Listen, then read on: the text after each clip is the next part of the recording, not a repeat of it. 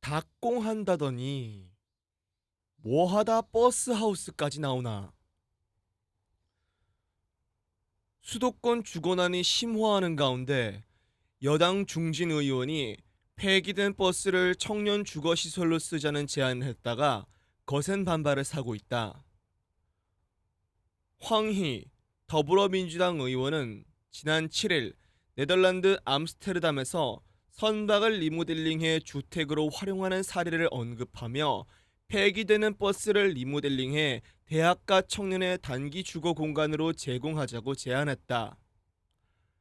정부 공급 대책의 속도가 더딜 수 있으니 비용도 적게 들고 신속히 공급할 수 있는 버스하우스가 당장 대안이 될 수 있다는 주장이었다. 하지만 소셜미디어에 이 글이 게시되자마자 현실성에 대한 의문이 제기된 것은 물론 청년을 난민 취급하느냐는 반발이 따랐다. 거센 역풍에 본인은 아이디어 차원이었다고 해명하며 글을 삭제했고 민주당도 해프닝으로 봐달라며 진화에 나섰다. 하지만 심각한 주택 공급 절벽 속에서 수요 억제와 세금 강화 외에 뚜렷한 대책을 내놓지 못하고 있는 최근 여권의 상황을 보면 이를 단순한 해프닝으로만 볼 수 있을지 의문이다.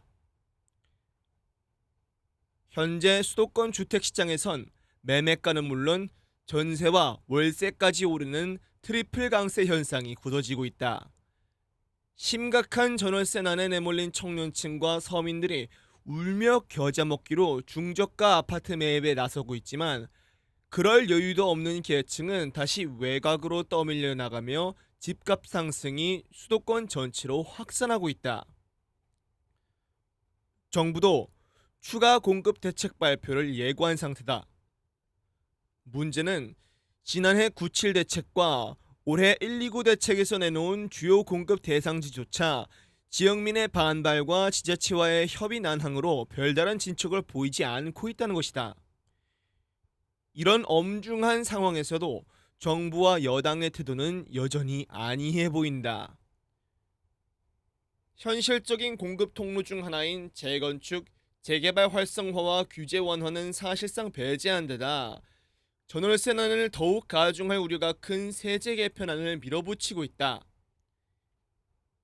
이래서야 정부가 외치는 닭공의 진정성을 시장이 받아들일 수 있겠나. 지금 수도권 부동산 시장은 사상 최악으로 치닫고 있다.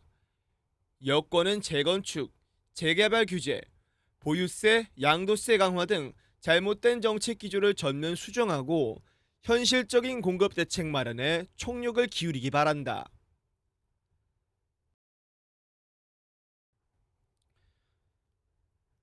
주식, 부동산이여 폐버스 주택, 청년층 분노 두렵지 않나.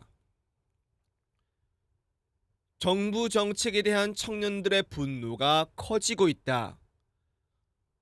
한길리서치가 발표한 여론조사에서 이재명 대통령이 국정 운영을 잘하지 못한다는 30대 응답 비율은 70%였다.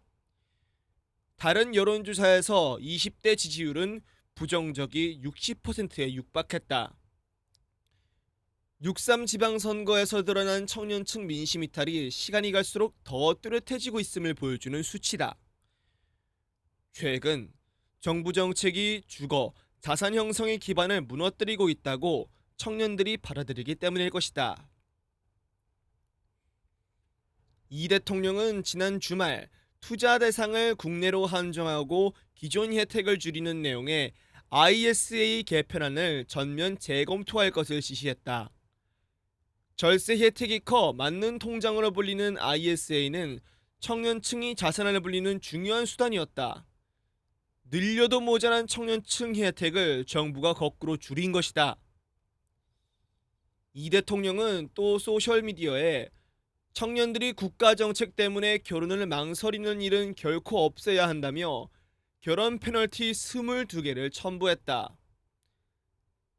그동안 대출 청약에서 기혼자가 미혼자에 비해 불이익을 받는 정책이 많아 결혼 후에도 혼인신고를 미루는 젊은이가 적지 않았다.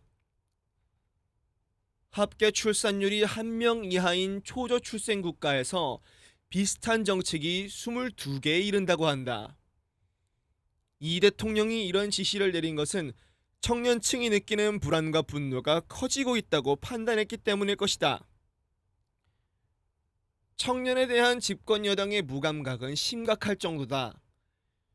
민주당 황희 의원은 지난 주말 청년을 위해 폐기버스를 주거 공간으로 리모델링에 활용하는 방안을 제안했다가 청년들의 분노에 불을 질렀다. 청년들은 청년 난민 만들려는 거냐? 당신 자식부터 버스에서 살게 하라고 거세게 반발하고 있다.